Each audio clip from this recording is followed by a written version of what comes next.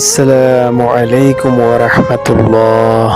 কোরআন সুন্নাহ দোয়া Facebook page এবং YouTube চ্যানেলে আপনাদেরকে স্বাগত। আজকে আপনাদেরকে আমি এমন একটি আমল শিখিয়ে দিব যে আমলটি খুবই গুরুত্বপূর্ণ, তাৎপর্যপূর্ণ মানুষের জীবন চলার ক্ষেত্রে। কিভাবে শত্রুর হাত থেকে রক্ষা পাওয়া যায়, কিভাবে শত্রুকে ধ্বংস করা যায়, কিভাবে শত্রুকে দমন করা যায়, আজকের আমলটি হলো এটি।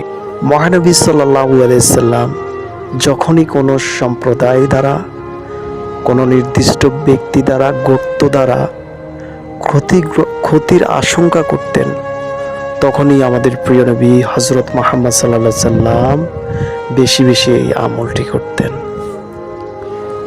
আমলটি হলো আল্লাহুম্মা ইন্না নাজআলুকা ফি নুরিহিম ওয়া নাউযু বিকা মিন শুরুরিহিম।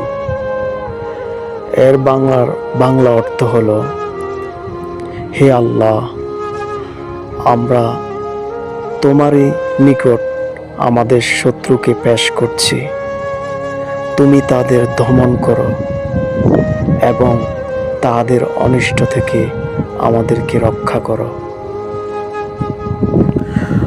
আরেকটি ছোট আমল আছে, সেটা হলো একবারেই ছোট আমল, হাসবুনাল্লাহু ওয়া নি'মাল ওয়াকিল। এর অর্থ হলো,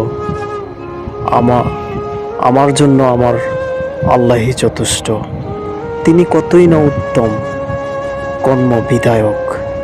হাদিসটি বুখারী ও মুসলিমে উল্লেখ করা আছে।